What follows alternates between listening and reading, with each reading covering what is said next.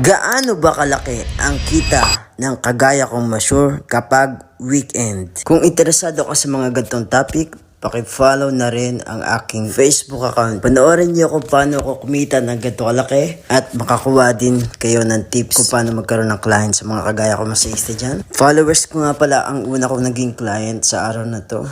Gawin natin mabilis ang video na to para hindi kayo mainip. So, ayun na nga, nakatanggap ako ng 2,000 pesos sa ating unang client.